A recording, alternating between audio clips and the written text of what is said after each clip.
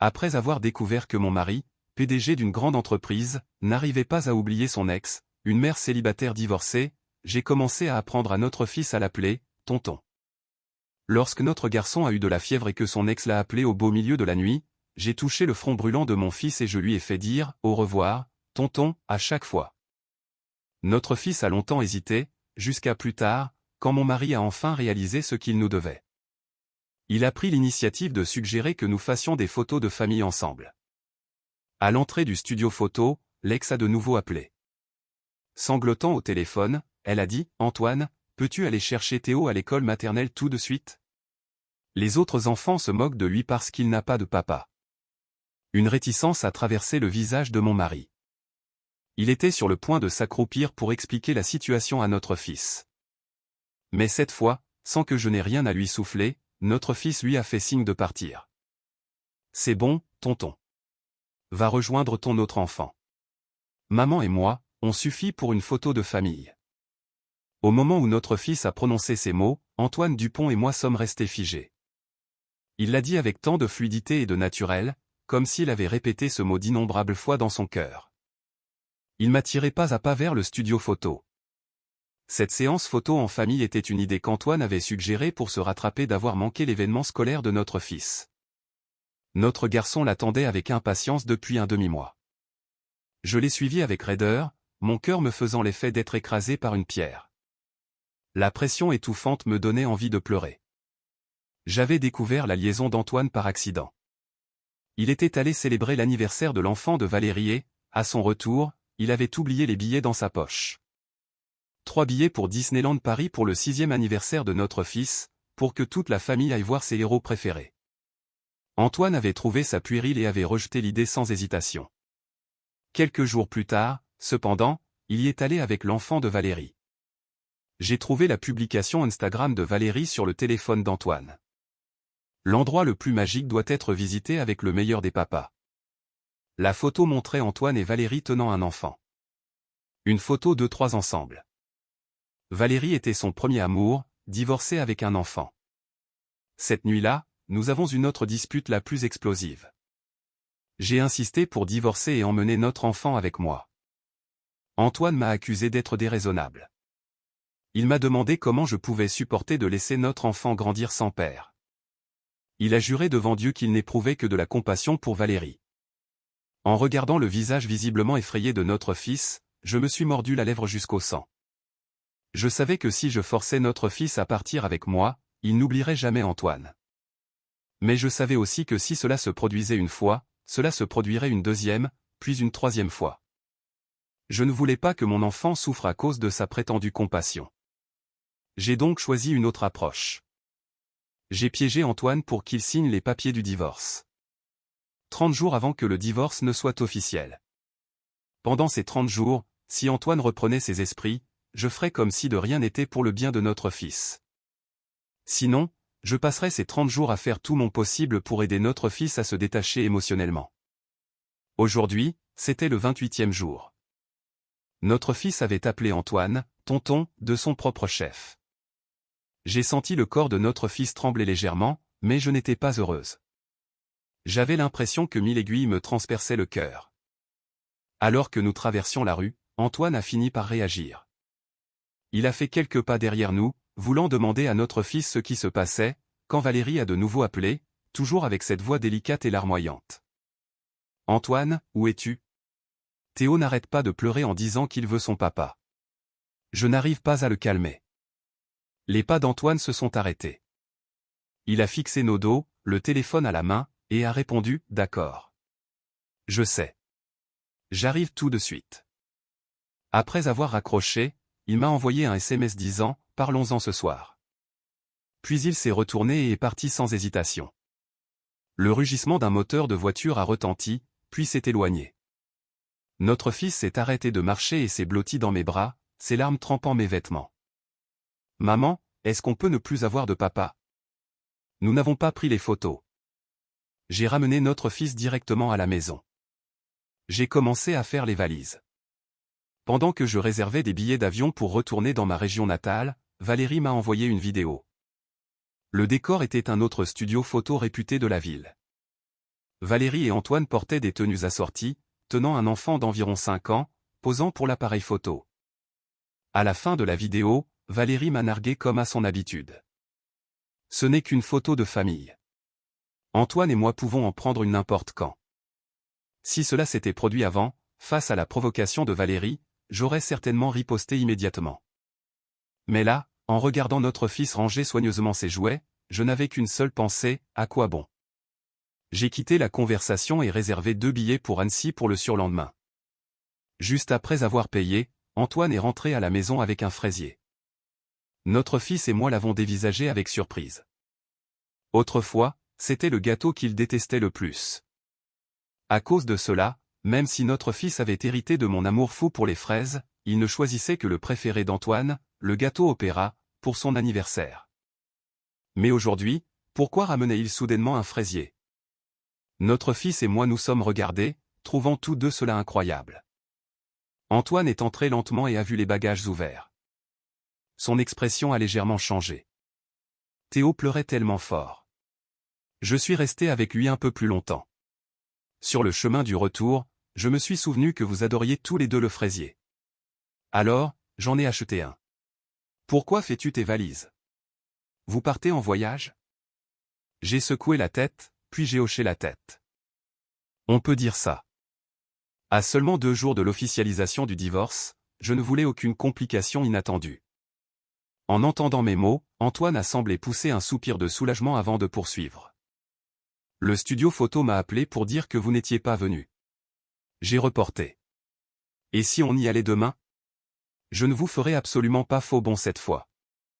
Il s'est accroupi devant notre fils et l'a dit très sérieusement. Notre fils s'est arrêté de ranger ses jouets, l'a regardé, puis m'a regardé, comme s'il était déchiré ou s'il n'osait plus y croire. J'ai remarqué l'hésitation de notre garçon et mon cœur s'est adouci.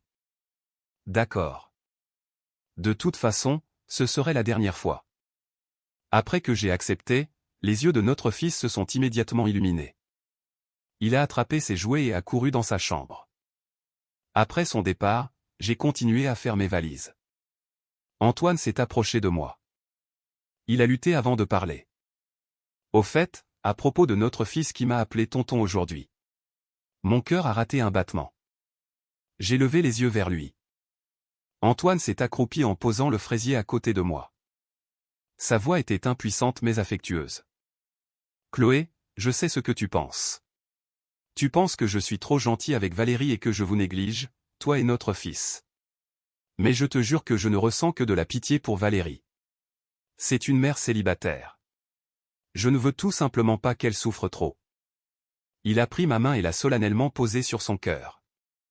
Donne-moi un peu plus de temps.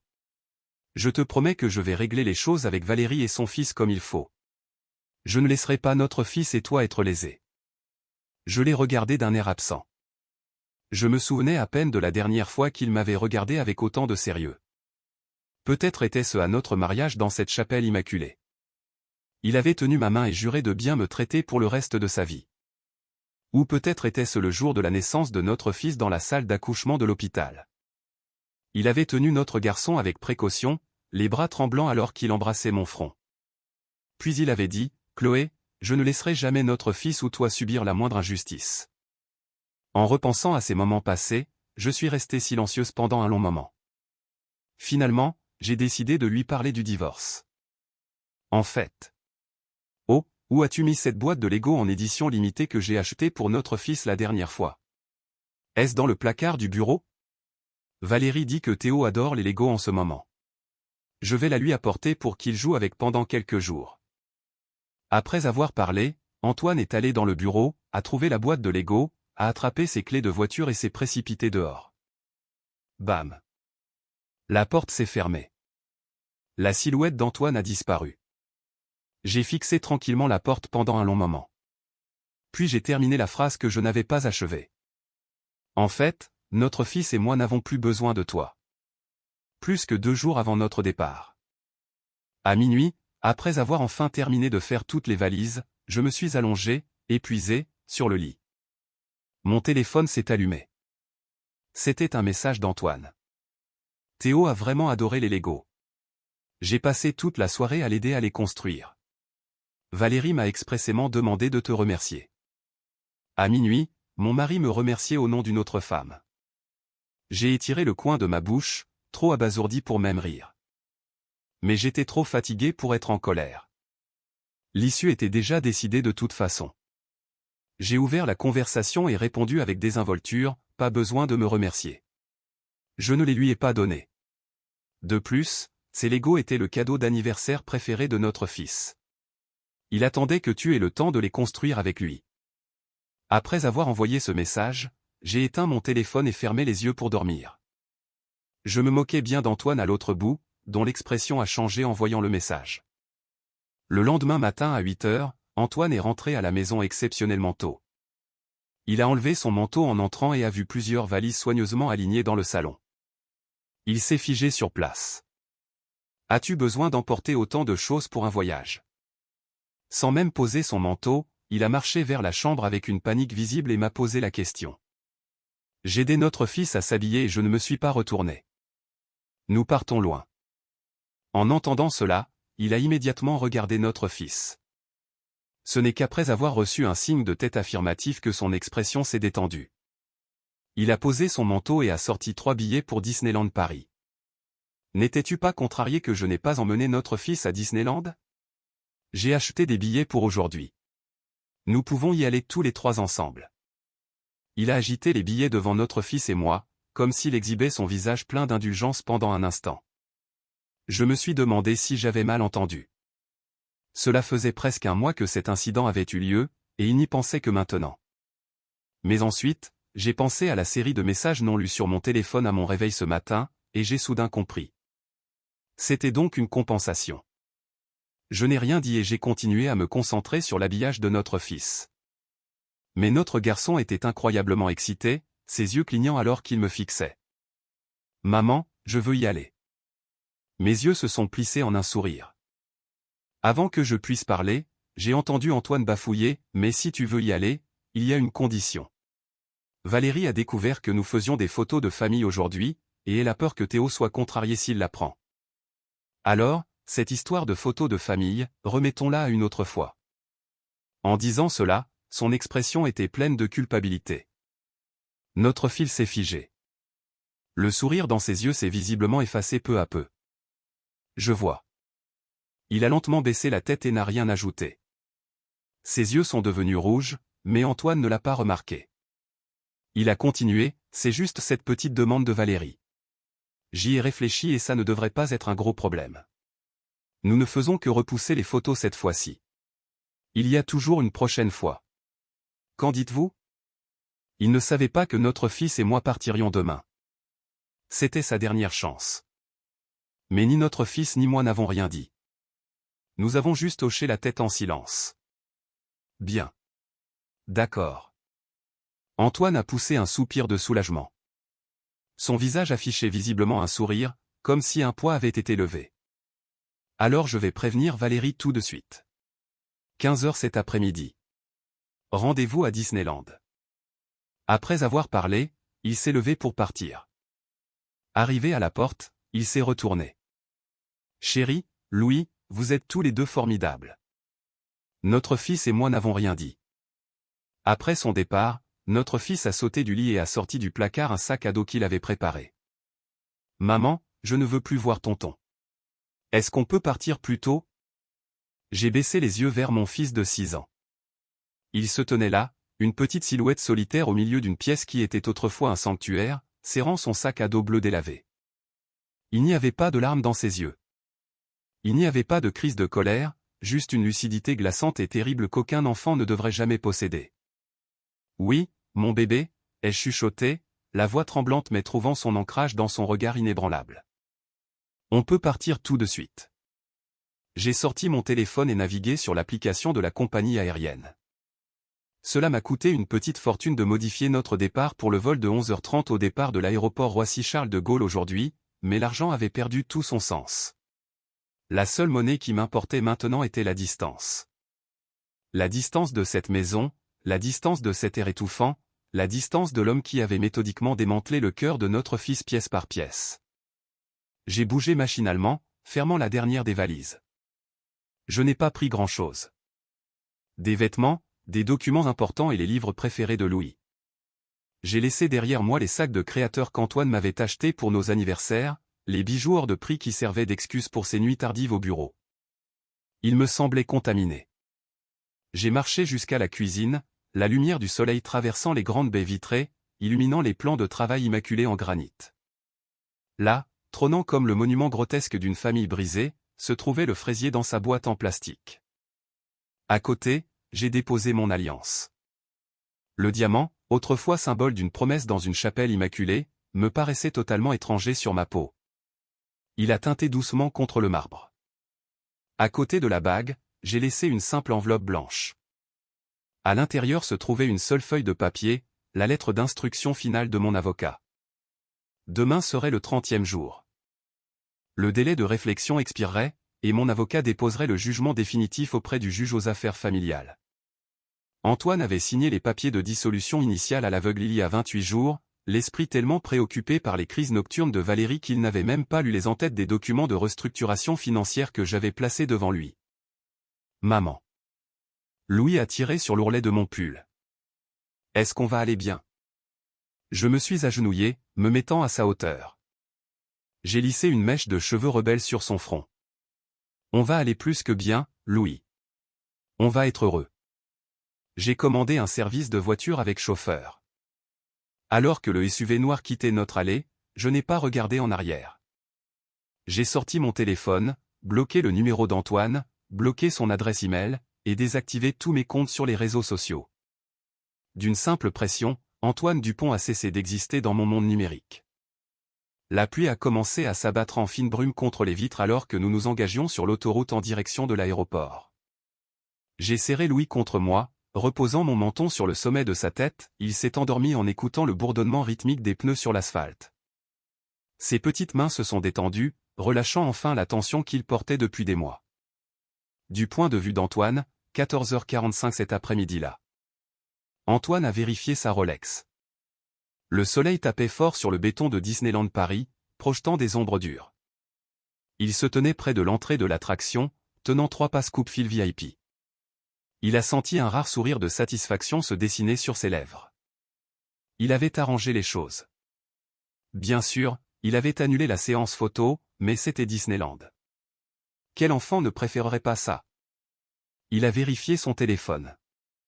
14h50. Il a composé le numéro de Chloé.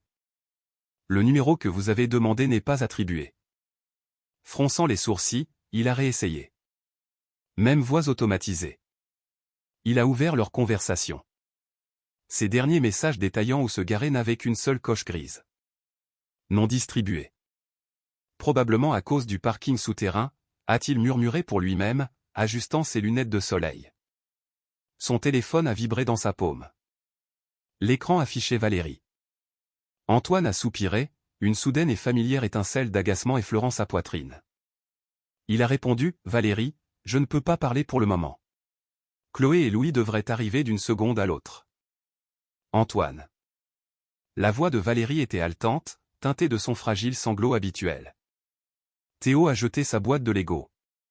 Elle s'est brisée partout. Il pleure tellement fort qu'il a vomi. S'il te plaît, Antoine. Il n'arrête pas de te réclamer. Il dit que tu es le seul à pouvoir la reconstruire. Un mois plus tôt, Antoine aurait ressenti une montée d'adrénaline protectrice. Il aurait imaginé le visage barbouillé de larmes de Théo et aurait ressenti l'enivrante sensation d'être indispensable, d'être le sauveur incontesté. Mais à cet instant, debout devant d'immenses mascottes entourées de pères portant leurs fils sur leurs épaules, une étrange sensation de vide a résonné dans son estomac. « Valérie » a dit Antoine, la voix plus tendue que d'habitude. « J'ai passé 4 heures à construire ce truc avec lui hier soir. J'attends mon fils. Je ne peux pas venir. Mais, Antoine. Donne-lui un iPad, Valérie. Je dois y aller. » Il a raccroché. Il a fixé son écran, choqué par sa propre brusquerie. Mais le choc a rapidement été englouti par une vague de panique montante. Il était 15h30.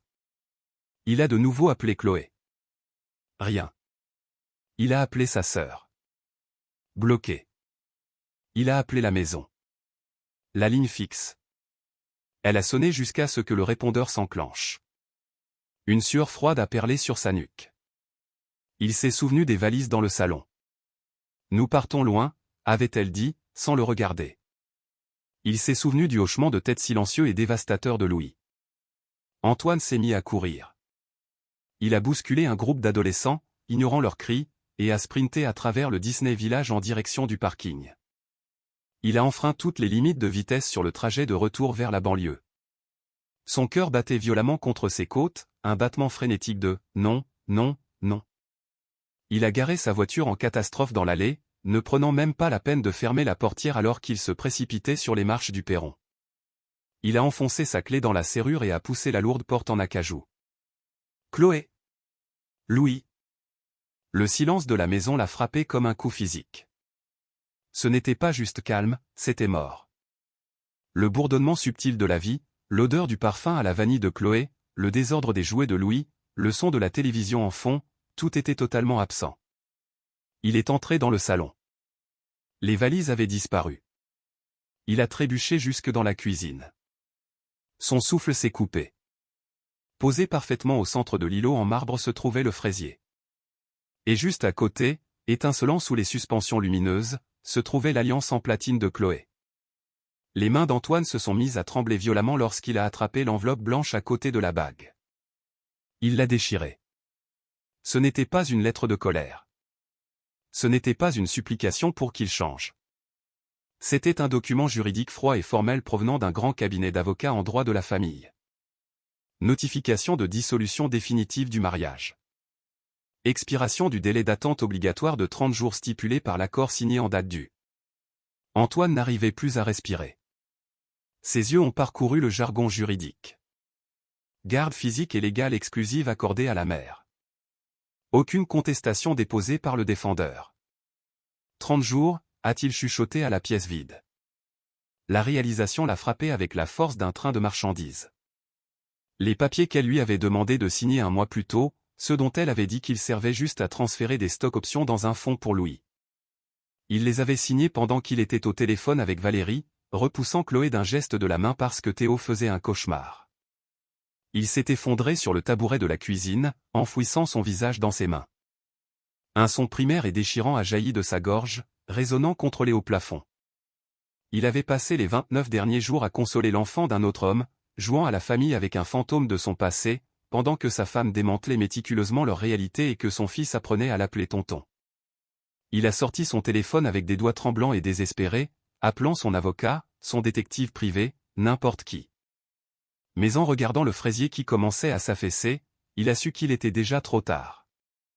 2 ans plus tard, Annecy, en Haute-Savoie. La brise du lac d'Annecy était fraîche, transportant l'odeur des pins et de l'eau pure par les fenêtres ouvertes de mon studio. J'ai essuyé une tache de fusain sur ma joue avec le dos de mon poignet et j'ai reculé pour évaluer ma table à dessin. Le rendu architectural du nouveau boutique-hôtel dans le centre-ville d'Annecy était enfin terminé. Maman. La porte d'entrée du studio s'est ouverte à la volée, et une tornade essoufflée de 8 ans s'est engouffrée à l'intérieur. Louis était couvert de boue, un sourire immense fendant son visage. Il brandissait un trophée en argent terni. On a gagné. Le coach Marc a dit que ma passe décisive en deuxième mi-temps était la meilleure de la saison. J'ai laissé tomber mon crayon fusain et me suis agenouillé, l'attrapant dans une étreinte serrée malgré la terre humide collée à son uniforme de football. Je savais que tu pouvais le faire, mon bébé. Je suis tellement incroyablement fier de toi. Le coach Marc, un ancien athlète universitaire au regard bienveillant qui dirigeait une ligue de jeunes locale, s'est avancé dans l'embrasure de la porte avec un sourire chaleureux. Il a joué comme un champion aujourd'hui, Chloé. Tu as un leader naturel entre les mains. Merci, Marc, pour tout, ai-je dit. Avec plaisir. À mardi pour l'entraînement, bonhomme, a dit Marc, ébouriffant les cheveux de Louis avant de faire un signe d'au revoir de la main. Louis a couru vers l'évier pour se laver les mains, jacassant avec excitation à propos du match. Je l'ai regardé, mon cœur se gonflant d'une chaleur féroce et protectrice. La transition vers Annecy n'avait pas été facile. Les premiers mois avaient été marqués par de soudaines terreurs nocturnes pour Louis et un épuisement persistant et étouffant pour moi. Mais je m'étais plongé dans mon travail, utilisant mon expérience en architecture d'intérieur pour lancer un cabinet de design indépendant. Annecy avait été clémente avec nous. Elle offrait l'anonymat, une pluie qui ressemblait à un baptême, et une communauté qui ne connaissait pas les versions meurtries de nous-mêmes. Louis s'était épanoui. Le garçon calme et anxieux qui avait l'habitude de se mordre la lèvre jusqu'au sang en attendant un père qui ne venait jamais avait disparu. À sa place se trouvait un enfant vibrant et confiant qui riait fort, se faisait facilement des amis et aimait passionnément. Il n'avait pas prononcé le nom d'Antoine depuis plus de 18 mois. Plus tard dans la soirée, après un dîner de célébration composé de pizza et d'un véritable fraisier, j'ai bordé Louis dans son lit. « Maman » a-t-il demandé, les yeux lourds de sommeil. « Oui, mon chéri. Je suis vraiment content qu'il n'y ait que nous. » J'ai souri, embrassant son front. « Moi aussi, Louis. Plus que tout. » À des centaines de kilomètres de là, dans une immense demeure silencieuse sur la côte d'Azur, Antoine Dupont était assis dans le noir, un verre de liquide ambré suintant sur un sous-verre en acajou. Sa vie était devenue un champ de ruines méconnaissable. La phase de lune de miel avec Valérie s'était violemment brisée à peine 3 mois après le départ de Chloé. Une fois que Valérie avait emménagé dans la maison, son numéro de mère célibataire démunie s'était évaporé, remplacé par une attitude exigeante et capricieuse. Théo, manquant de limites et de discipline, faisait la loi. Le point de rupture avait été atteint un mardi pluvieux. Antoine était rentré du travail, les actions de son entreprise en chute libre à cause de son manque de concentration, pour trouver Théo dans ce qui était autrefois la chambre de Louis.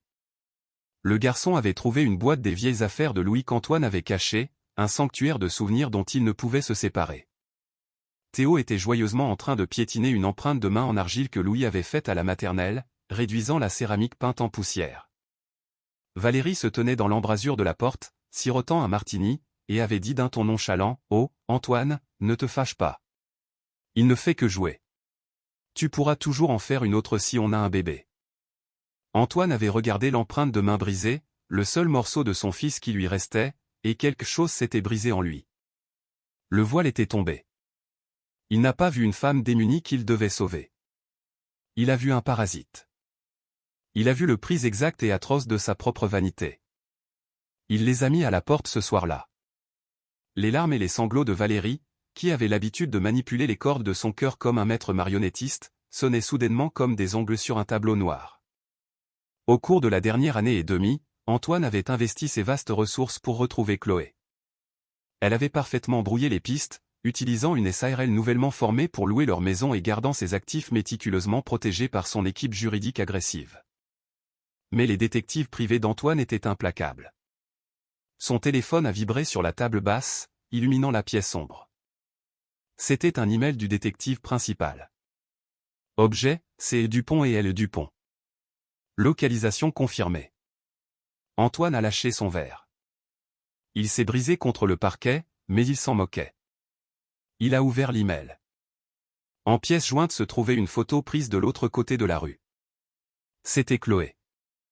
Elle se tenait devant un studio de design avec pignon sur rue à Annecy, riant tout en tendant une tasse de café à un homme grand en survêtement. À côté d'elle se trouvait un garçon. Antoine eut le souffle coupé. Louis avait tellement grandi. Il avait l'air en bonne santé, rayonnant, libre. Au bas de l'email se trouvait une adresse. Antoine n'a pas fait de valise. Il a attrapé son portefeuille, ses clés, et a conduit directement à l'aéroport.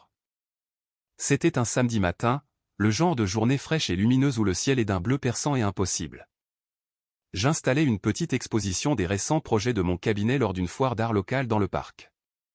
Louis était assis à quelques mètres de là sur une couverture de pique-nique, profondément absorbé par la construction d'un vaisseau spatial complexe à partir d'un énorme seau de Lego. Besoin d'un coup de main avec ce chevalet? Je me suis retourné et j'ai souri. Marc, l'entraîneur de foot de Louis, arrivait au trot, vêtu d'un pull décontracté et d'un jean. Au cours de l'année écoulée, Marc et moi étions devenus des amis proches. Il y avait un respect mutuel silencieux et constant entre nous, une connexion qui s'installait lentement et que je me permettais enfin d'explorer. Je gère, mais tu peux m'aider à accrocher ce rendu si tu veux.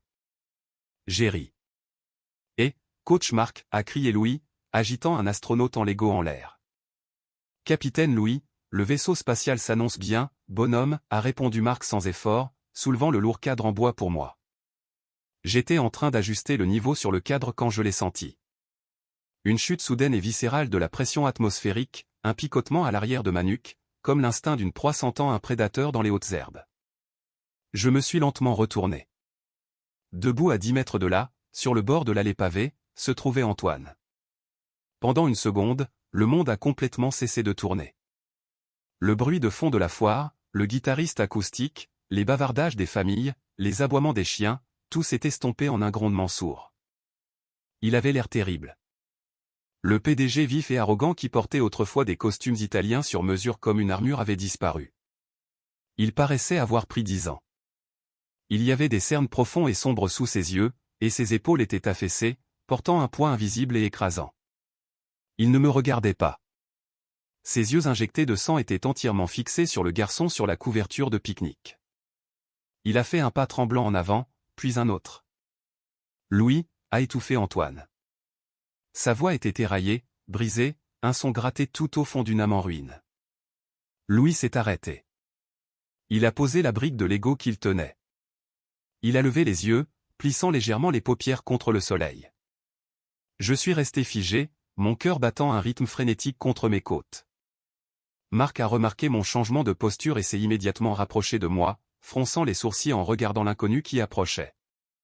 J'ai levé la main, disant silencieusement à Marc d'attendre. J'avais besoin de voir ça. J'avais besoin de savoir si le fantôme d'Antoine Dupont avait encore un quelconque pouvoir sur mon fils. Antoine est tombé à genoux au bord de la couverture. Il ne se souciait pas de la boue qui imprégnait son pantalon hors de prix. Il a tendu une main tremblante, planant à quelques centimètres de l'épaule de Louis, terrifié à l'idée de le toucher, terrifié qu'il disparaisse comme un mirage. Louis, bonhomme, c'est moi. C'est papa. Les larmes coulaient ouvertement sur le visage d'Antoine, traçant des sillons à travers la barbe naissante sur ses joues. Tu m'as tellement manqué. Mon Dieu, je suis tellement, tellement désolé. Je suis si désolé. Louis a regardé l'homme en pleurs agenouillé devant lui. Il n'a pas tressailli. Il n'a pas reculé de peur. Il a simplement penché la tête, son expression calme, curieuse, et d'un détachement absolu et dévastateur. Louis a regardé par-delà Antoine, trouvant mes yeux. Maman. La voix de Louis était claire, résonnant dans l'espace silencieux entre nous. Le tonton, Antoine, est en train de pleurer. Antoine a physiquement reculé, comme s'il avait reçu une balle dans la poitrine. Un halètement rauque s'est arraché de ses lèvres. Non, non, Louis, s'il te plaît. S'il te plaît, ne m'appelle pas comme ça. Je suis ton père. Je suis ton papa. Louis a regardé de nouveau Antoine, son petit front se plissant dans une confusion sincère. Mais tu ne voulais pas être mon papa. Tu voulais être le papa de Théo, tu te souviens? Tu voulais prendre des photos avec lui. J'avais tort, a sangloté Antoine, enfouissant son visage dans ses mains, ses épaules tremblant violemment. J'ai été tellement stupide. J'étais aveugle. Elle m'a piégé. Je te jure que je ne voulais pas te perdre. Je l'ai quitté, Louis. Je les ai mis à la porte. Il n'y a plus que moi maintenant. Je suis venu te ramener à la maison. Louis a ramassé son vaisseau spatial en Lego, fixant soigneusement une aile qui s'était détachée. Il a regardé Antoine avec la logique profonde et simple que seul un enfant possède. Je suis à la maison, a dit doucement Louis. Il a pointé du doigt vers moi, puis vers la petite maison visible sur la colline surplombant le parc. Maman, c'est ma maison. Antoine a poussé un cri de pure agonie. Il s'est penché en avant, désespéré de serrer Louis dans ses bras, mais avant qu'il n'ait pu établir le contact, une ombre est tombée sur eux. Je me suis tenu entre Antoine et mon fils. J'ai baissé les yeux vers l'homme que j'avais autrefois aimé de toutes les fibres de mon être. L'homme pour qui j'avais mis au monde un enfant. L'homme qui m'avait réduite à l'état de coquille vide, suppliante et en pleurs.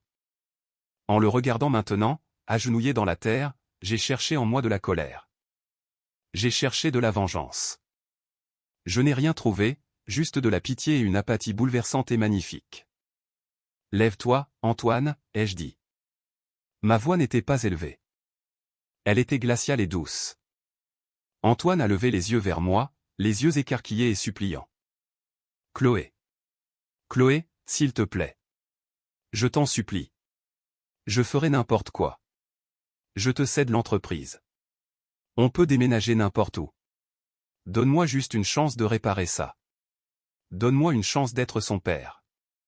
Tu as perdu le droit à ce titre il y a longtemps, ai-je répondu calmement. Le divorce est définitif. Tu as renoncé à tes droits parentaux quand tu n'as même pas pris la peine de lire les documents que tu signais parce que tu étais trop occupé à jouer au sauveur de la famille d'une autre femme. Tu n'es plus rien pour nous maintenant. Tu es une note de bas de page biologique. Tu m'as trompé, a-t-il pleuré, un éclair de l'ancien Antoine défensif perçant à travers le désespoir. Tu m'as piégé avec ces papiers. Je t'ai donné exactement ce que tu avais demandé, ai-je répliqué sans ciller. Je t'ai donné 30 jours. 30 jours pour regarder ton fils. 30 jours pour nous donner la priorité, juste une fois. Tu as choisi Théo. Tu as choisi Valérie. À chaque fois. Les papiers n'ont fait que rendre les choses légales. Antoine m'a dévisagé, la combativité quittant entièrement ses yeux alors que la vérité absolue de mes mots le frappait. Il n'y avait plus de Valérie à blâmer. Il n'y avait pas de piège. Il n'y avait que le miroir de ses propres choix reflétant le monstre qu'il était devenu. S'il te plaît, a-t-il chuchoté, un homme brisé s'accrochant à de la poussière. C'est mon sang. Si tu l'approches encore une fois, ai-je dit, ma voix tombant dans un registre d'un calme mortel. Si tu engages un autre détective privé pour suivre mes mouvements, je déposerai une demande d'injonction d'éloignement. Je te traînerai devant les tribunaux, et je m'assurerai que la presse sache exactement quel genre d'homme est le grand PDG Antoine Dupont. Est-ce que tu me comprends? Antoine a regardé par-dessus mon épaule en essayant de capter le regard de Louis une dernière fois, mais Louis ne le regardait même pas. Louis s'était retourné vers Marc en brandissant son vaisseau spatial terminé. Regarde, coach, il est prêt à voler, a rayonné Louis. Marc a souri doucement, gardant une posture protectrice près de la couverture. On dirait qu'il peut aller n'importe où dans l'univers, bonhomme. Antoine a observé l'échange et j'ai vu le moment exact où son cœur s'est finalement et irrémédiablement brisé. Il a réalisé que la place qu'il avait laissée vacante n'était pas restée vide. La vie avait continué. Le monde avait continué de tourner et l'avait laissé derrière. Lentement, atrocement, Antoine s'est relevé de la boue. Il m'a regardé, les yeux éteints, complètement dépourvu de lumière. Il n'a pas dit un mot de plus. Il ne restait plus de mots. Il s'est retourné et a commencé à s'éloigner. J'ai regardé sa silhouette s'éloigner alors qu'il disparaissait dans la foule du marché du week-end. Juste un autre inconnu s'effaçant dans le décor de nos vies. J'ai laissé échapper un long élan soupir. La tension a fondu de mes épaules, s'envolant sur la brise d'Annecy. Ça va, a demandé doucement Marc, s'avançant à côté de moi. Je me suis retourné et j'ai regardé mon fils, qui faisait des bruits de vaisseau spatial, complètement imperturbable, en sécurité et heureux. Le soleil a percé à travers les nuages gris, projetant une lueur chaude et dorée sur le parc. Le poids étouffant qui avait habité ma poitrine pendant des années avait entièrement disparu. J'ai souri, un vrai sourire radieux qui atteignait jusqu'à mes yeux. Oui, ai-je dit en me tournant vers mon chevalet à dessein. Je n'ai jamais été aussi bien.